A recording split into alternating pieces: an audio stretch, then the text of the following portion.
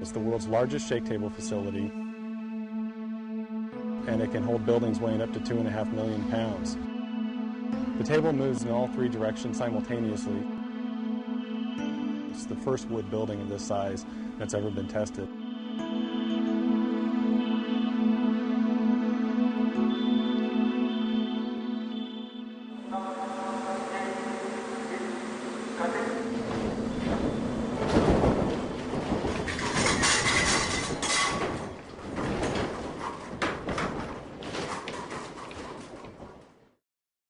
The entire project is called the Niecewood Capstone Test, a project funded by the National Science Foundation. The project is led by Colorado State University, and Simpson was a close technical collaborator. The popularity of mid-rise wood frame construction has soared in urban areas, and so there's not a lot of information on how to design those types of structures.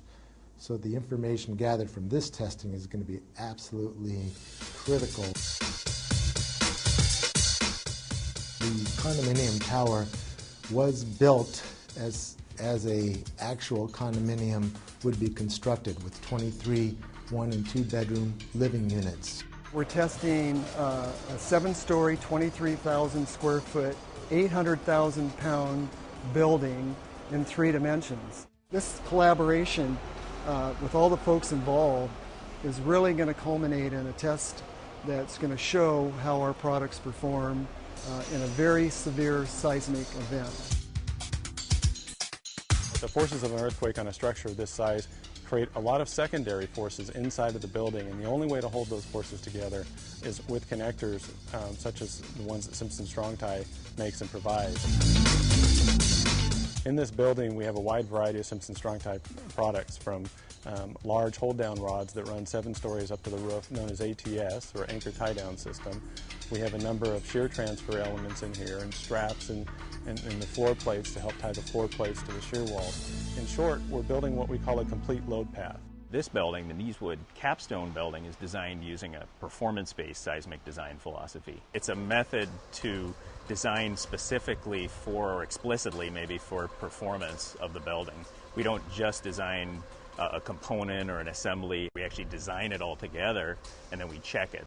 And performance-based design allows us, if we know enough about how the building reacts, to actually select what level of damage we want to see in the building during an earthquake. We're doing a series of tests on this structure so that we can incrementally increase our knowledge as to how the building is responding at different levels of shaking. We're not only going back and forth, side to side, but we're going up and down as well. So we're getting all of the vertical accelerations and lateral accelerations exactly like that Northridge earthquake, but times 1.8.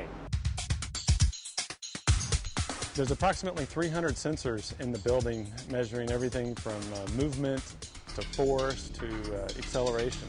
Once that data and information is gathered, then it can be used to develop new design procedures and new construction methods. So we're able to take what the engineers have modeled, compare it to how the building actually performed, and that's going to give us a lot of great data for years and years to come. What we're really doing here is we're demonstrating that you can build a 6-story or even a 7-story possibly wood structure in a high seismic zone and have it perform how you want. It's safe, it's cost effective, and frankly they're very little damage. Really, for 5% or less in your construction material costs in the beginning of the building, you can not only save the occupants of the building, but you can also save the structure. This test will change the way light frame wood is designed over the next 10 years.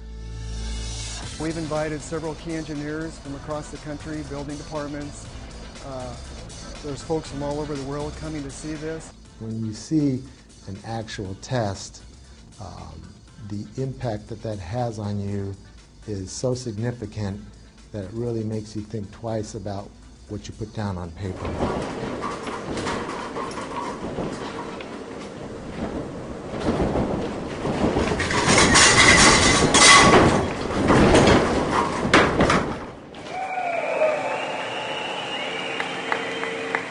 Everything in it worked. There was minimal damage to the inside of the building, minimal damage to the outside of the building. I would say that this testing really does validate the performance-based design concepts developed at the various universities involved in this project.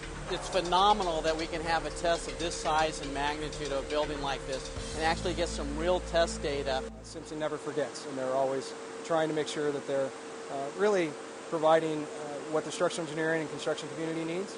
And I've always been impressed with taking that extra step to really know the science part of what we do. It's truly unprecedented what they've done today. I think this is it's truly about saving lives, and the information that's been generated as a result of this test is truly groundbreaking.